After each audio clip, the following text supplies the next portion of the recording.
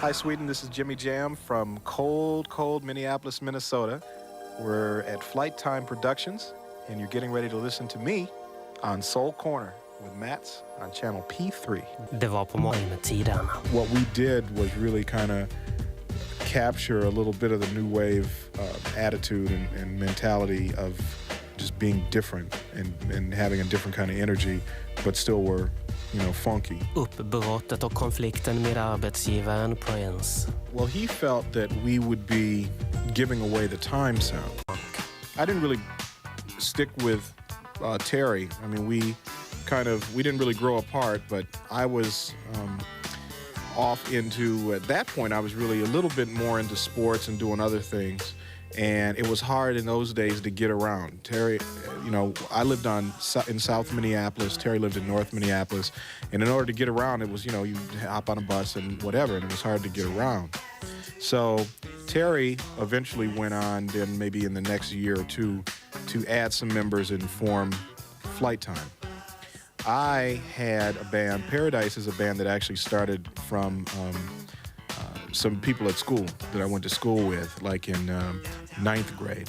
And then after that band disbanded, then I got the group Mind and Matter, which kind of was a singing group a la Blue Magic, I think, was probably my biggest singing group influence at that time. I mean, there were a lot of good groups, but Blue Magic I really liked, and I also liked the people that were producing them, a lot of the Philadelphia producers and stuff. So it was we did all originals. I wrote all the songs, and we'd go to gigs and play all original music, and many times be in a sort of a battle of the band situation against Flight Time. I think a lot of things that happen now are things that have happened back then. I think that it taught, first of all, it gave me and Terry a chance to get to know each other as, to grow with respect for each other, because we were in a more of a competitive situation. It's a good experience because when in the early days, being that there was a lot of prejudice in Minneapolis, if you were a black band, you couldn't get into most of the clubs and play because they were white-owned clubs.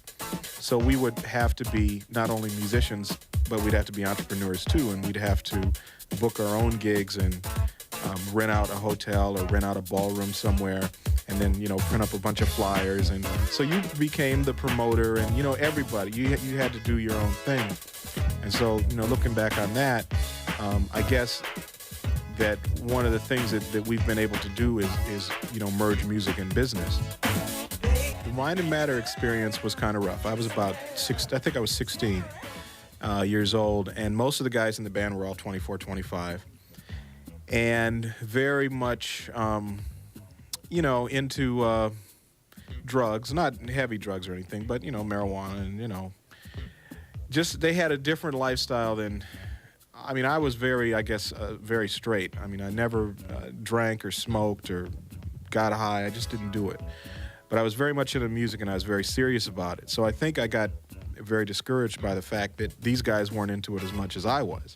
And I figured, well, I'm still a young guy. I still got my life ahead of me. You guys are 25, 26 years old. If you guys aren't serious about music now, then you'll never be. So I thought, what would be the next best thing to do? And DJing was it, because it gave me a chance to be connected with the music, to, in a sense, like perform with an audience. And I did a lot of things. I not only DJ'd in clubs, but I DJ'd, for instance, like I did a team club, I did a roller rink, I did pretty much any kind of DJing. I had a radio show. Well, let's see, I was doing this around 1979, 78, 79. So I remember my biggest record, and probably nobody would remember this record, because I don't think it was a hit anywhere but here, but in Minneapolis, but it was called Dance With Me Tonight. It was by MFSB. It was by far the biggest record of my DJing career. It was actually a record that a girl handed me. I wasn't even familiar with the record, and she handed me the record, and she said, play this record, and I said, okay. And I put it on, and everybody went wild, and it was just one of those things. But let's see, I'm trying to think of some of the songs from that era were, of course, Funkadelic, Knee Deep. There was a song called Bounce Rock Skate Roll.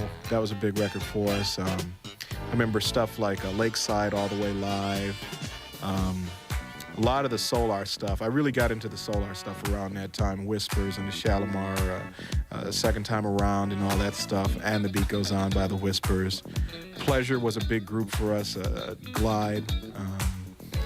Just a whole lot of stuff. I mean, I still have like a lot of my lists, my playlists from back then. A lot of great records. And, once again, a big influence. But not only were we really into Leon Silvers as a producer, but we were also into Steve Hodge, his engineer at the time, because we always liked the way that, first of all, we always loved the hand claps. We always called them Yash hand claps because they always sound like they're going Yash, Yash, in all the songs. The thing about Leon was his vocal arrangements were so great, and the harmonies and that type of thing were so good. And so that, it was an honor to meet him and to get a chance to work with him because he was really, at the time we met, he was as hot as a producer as ever could be, And it was a great experience. And we actually, the first time he invited us down to the studio and we watched him. He was a bass player. And we watched him play bass on, it was a Carrie Lucas track. I think it was called Show Me Where You're Coming From. And it was just amazing watching them, those guys play in the studio. There was a guitar player named Pepper who was great. The interesting thing that happened was when we actually had the meeting with Prince, where Prince kind of laid it out on the table and said, look, I'm going to help Morris get a record deal, and he wants to put together a band, and he wants you guys to be his band. And we said, okay, great, we're down with that. Well, then a problem arose because Alexander O'Neal at that time was very demanding. And so let's say that him and Prince didn't exactly hit it off at this meeting.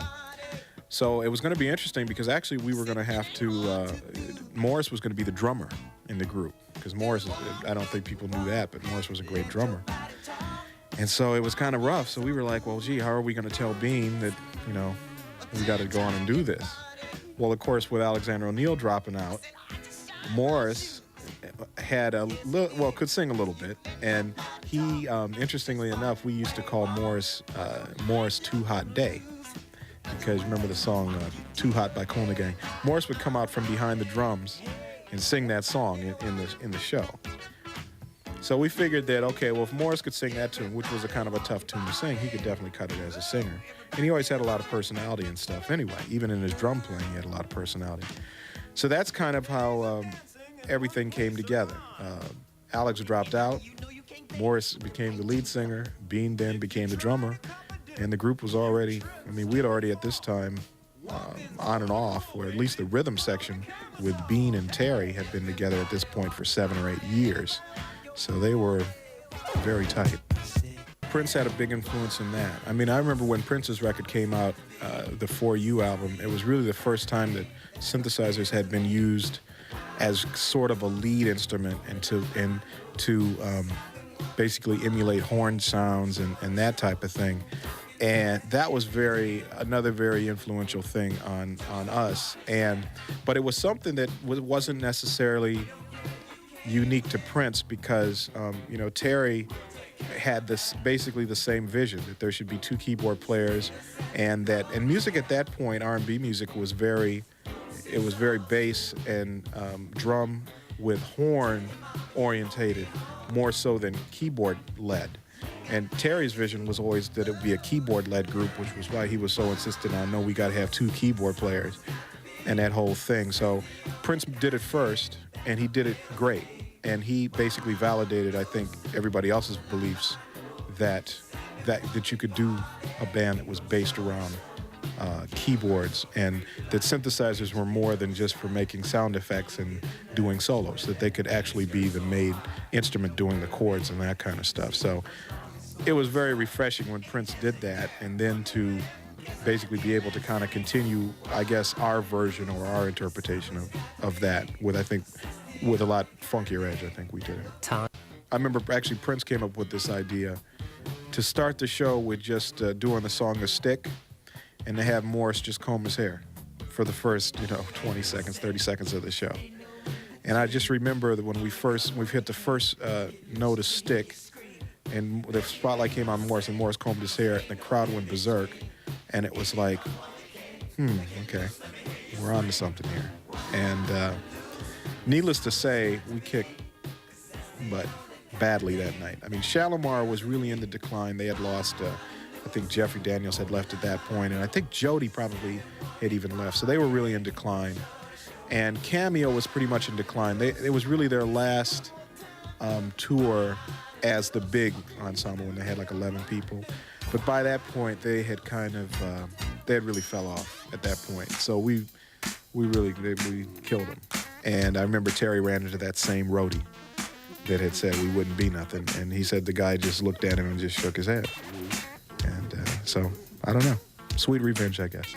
We had gotten to see Cameo at their peak, or what we thought was their peak was around Cameosis and that era, and the album after that, when they still had Wayne Cooper, and we saw them in Milwaukee at a big festival, and they were just electrifyingly good. I mean, just ridiculous. And then as, a few personnel changes in that, and, they just didn't, it was unfortunate. They didn't have it. And it was really sort of like the passing of the torch or whatever at that point, in a way, for R&B bands, at least in the city of Detroit, which was always our biggest market, because they really discovered us and took to us right away. The fact that we were different.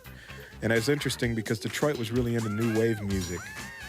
The black people of Detroit were really into new wave music. And I think that what we did was really kind of capture a little bit of the new wave attitude and mentality of just being different and having a different kind of energy, but still were, funky with it. And they recognized that right away. I mean, we went to some cities early on, and they just kind of looked at us like, what are they doing, What do you think that the time meant for the future of the R&B band? I don't know what it meant, because there weren't really, to me, there's never really been a duplication of that. I mean, whatever it was at the time nobody's really been able to duplicate. I think there's been people that have kind of borrowed, I don't like to say stolen, but they've borrowed a few of the ideas. I think on paper it was easy to say, okay, we'll just put a suit on some people and put some synthesizers on it and it'll work. But it never did. We kind of became sort of like an alter ego for him, a chance to be very funky, to collaborate in very funky tunes. And, he enjoyed, like, when we would rehearse and stuff, he would rather come to our rehearsals and jam with us than he would with his own band. And a lot of his groove ideas came from jamming with us. We actually started not long after we did the original band back in the Upward Bound days, and it's like 72, 73. Probably a year later, we would get together and try to write songs. And I would just go over to Terry's house, and he'd play some ideas, and I'd play some ideas. And we really weren't on the same page. Terry was very influenced, growing up with black music, was very influenced by P-Funk, all the George Clinton stuff, Parliament Funkadelic. He really liked, Kool and the Gang, that type of music. And my background growing up, as I say, with more of the acoustic groups and then moving into more of the Philadelphia type sound, our two writing styles were totally different. And we really didn't know at that point how to, I guess, merge them together. But after we got in the time and had a chance to basically be with each other practically 24 hours a day, we began to figure out that the two styles could be blended, that Terry's funky bottom and my more textural top could go together.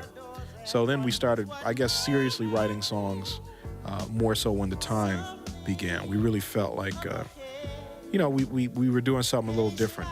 And we felt we were doing something really different than what the time was doing, which was kind of cool, we thought, Is it often like that you have a classic R&B song in mind and then you create something of your own from that mood, like Isley Brothers' Footsteps in the Dark for Tell Me If You Still Care? Oh, absolutely. I mean, you see, Isley Brothers are, I guess, later on were a big influence. We didn't realize it. It just seemed like, yeah, this is the melody that should go with these chords. Because I think the Isleys were, for me, were never a group that I studied. Like some groups, you'd hear the records and you'd study them and you'd figure out, oh, now how did they do that? The Isleys to me were always a group that I just listened to. So subliminally, I think their influence came and I didn't even realize it. You went to Los Angeles, did the Solar stuff, made some strange independent records, did some misses with the Reel to Reel, Climax, and you got an ultimatum from Prince eventually. He didn't want you to spread your sound. Right. Well, he felt that we would be giving away the time sound. And we never felt that way. We felt like the songs we were doing didn't have anything to do with the way the time sounded. We actually even got accused of doing a song that we didn't do, that Leon produced, that was influenced by the time, which was a Whisper single called Keep On Loving Me. And Prince swore we did that record. And I said, we didn't do that record. And he said, well, that's what you get for hanging out with Leon. I said, we weren't even around. We didn't have a thing to do with that record. But to this day, he thinks that we had something to do with that record. But that was just Leon, I guess, kind of hearing the Minneapolis sound and kind of his interpretation of what it should be, because it had the little synthesizer hits, horn hits, and that type of thing. But we didn't have anything to do with that. But there a conflict started to develop, right? Do you have any ill feelings towards Prince, looking back? Not at all. I think the difference, well, obviously, time heals all wounds. So the first thing is that a lot of time has gone by. We've been very successful at what we've done. He's been very successful at what he's done. So, but I think the biggest thing is that I think a saying that we have now is don't criticize the boss until you've been the boss. People think that the Snowstorm story is some made-up thing, but that's absolutely true. We were on tour with the Time. We were in New York. We had 4 or 5 days off before going to San Antonio, which was the next gig. We decided we'd go down and record the SOS Band in Atlanta during the time off. And so we flew to Atlanta. We checked and double-checked, we were on the first flight out to go to the gig, the whole deal. A freak snowstorm happened when we were at the airport. It was all of 1 inch of snow. Totally shut down the city because they weren't equipped for that. Shut down the airport. And we were stuck and missed the gig. He truly believed that what we were doing outside of the time was a conflict of interest. And he did what he saw fit to do as a boss, which was fire us. So that's fine, and I accept that. And I don't think there's anything malicious about it. I think that he really believed that we would be in some way a detriment to the group. And so be it. That's okay. The transition from players to producers wasn't as smooth as some people would think. You have actually said that you faked your way through your first productions. Well, yeah, we didn't know what we were doing. I mean, it was interesting. I remember we'd get in the sessions and we actually ended up, luckily, we had some really good engineers. I remember one of our first sessions, we had an engineer named Tavi Mote, who did a lot of the Lakeside records. And he would say to us, well, what kind of drum machine do you guys want to use? And we'd go, oh, I don't know, whatever you have around. And he'd say, okay, well, we were using Oberheim, whatever. And we say, oh yeah, we use that. That's a good one. And then he'd say, okay, so how does the bass sound?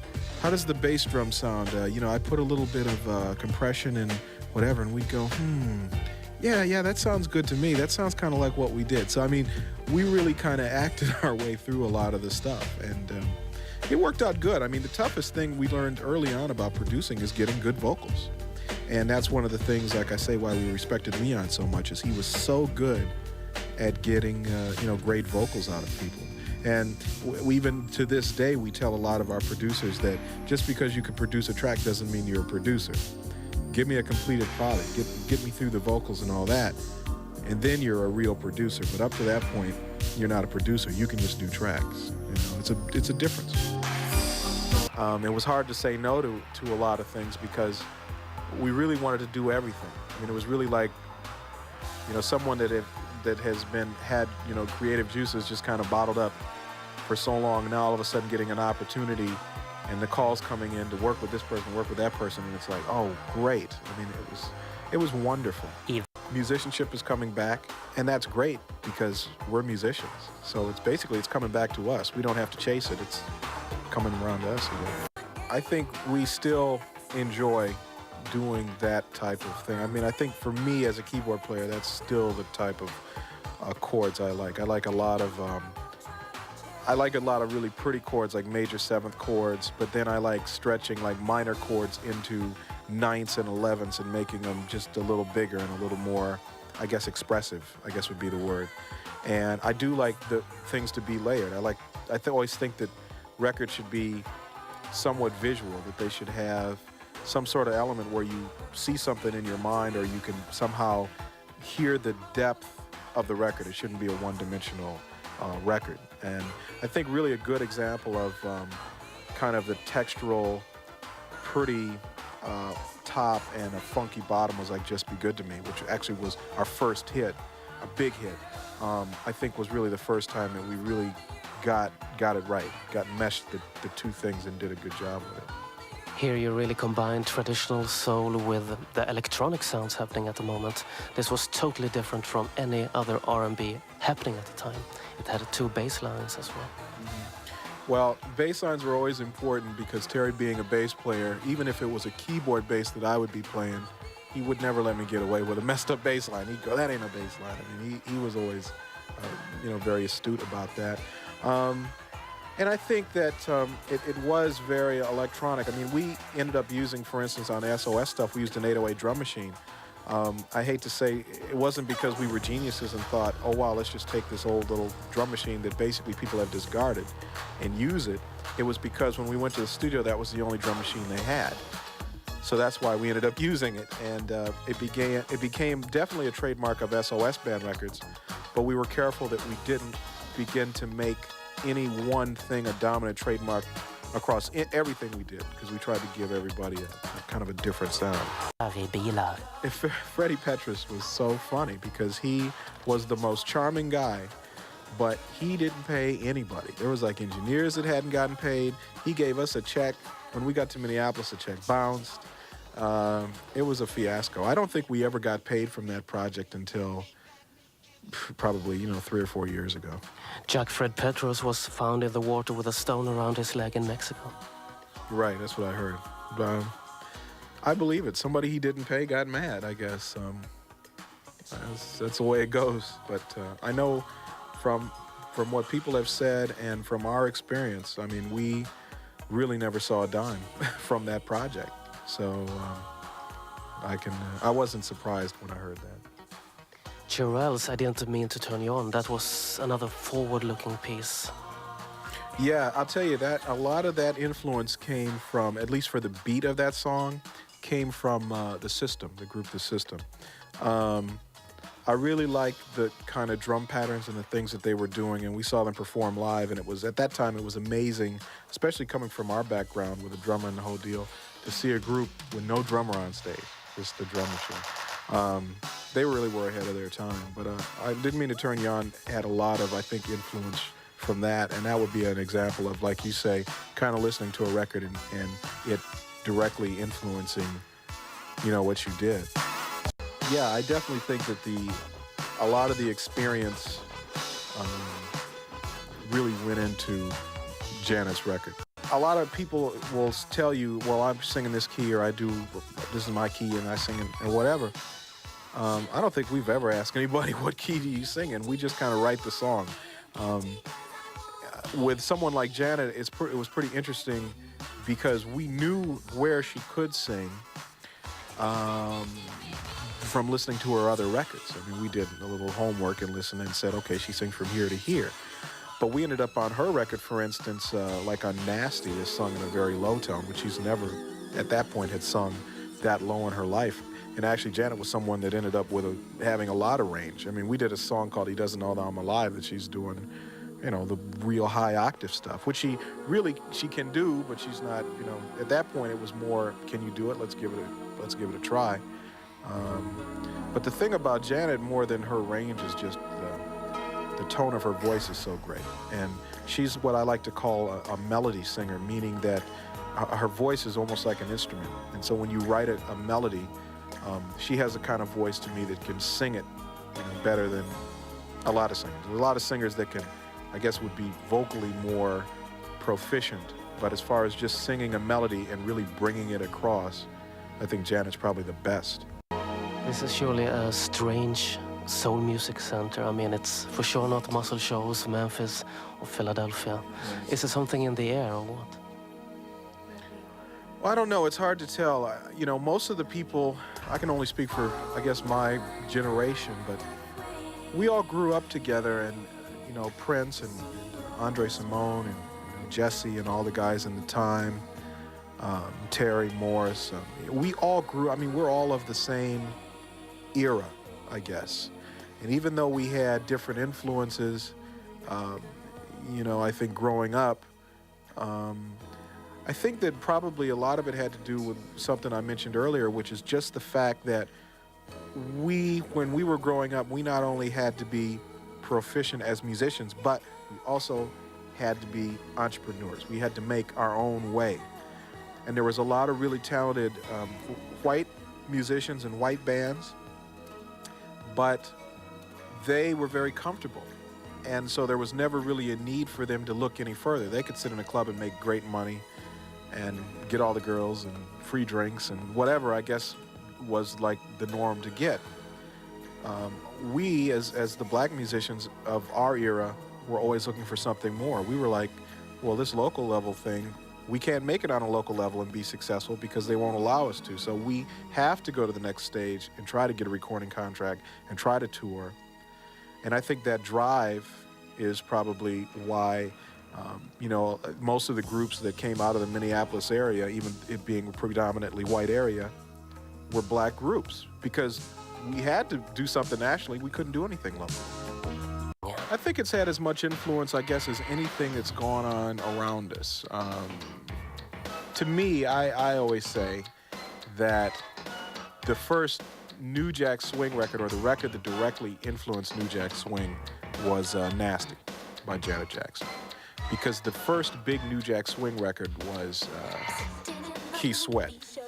And it was basically, to me, when I remember when Keith Sweat's record came out, somebody said to me, there's a song out that kind of sounds like Nasty. It's kind of got that same beat, and it's got these kind of synthesizer hits, sampled hits that are kind of the same type of thing.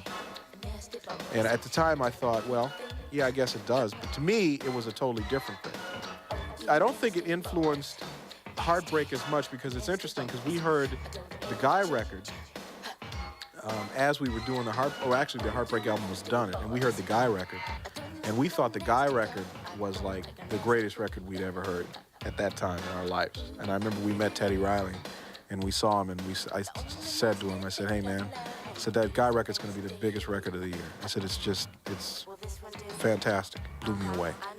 And I think what we do is, obviously we borrow a piece of that, but we can't do it like Teddy, so we don't even attempt to. I think we put our own,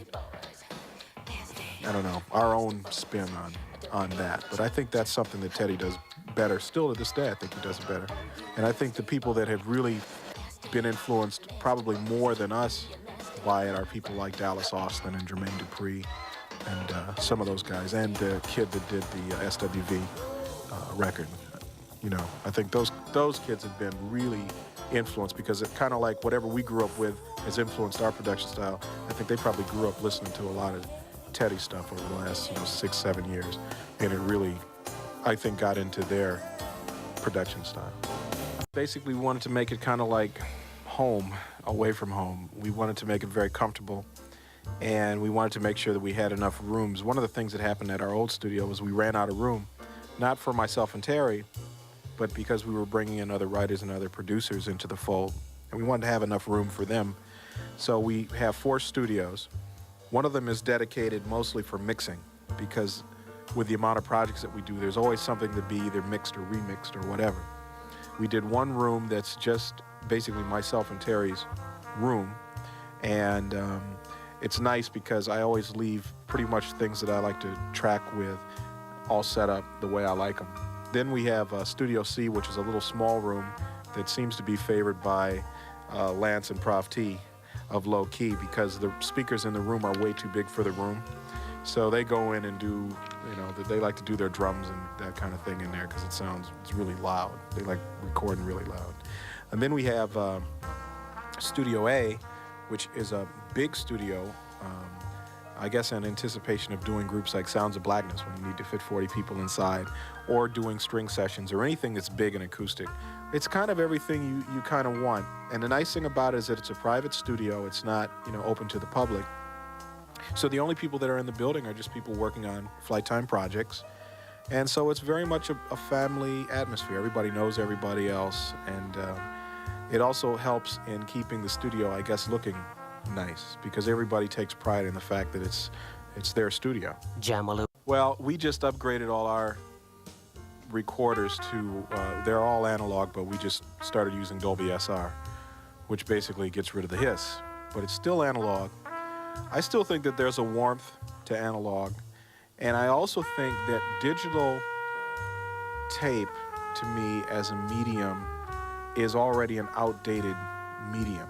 Because, for instance, now when we mix down to on a system called Sonic Solutions, which is basically just a disc.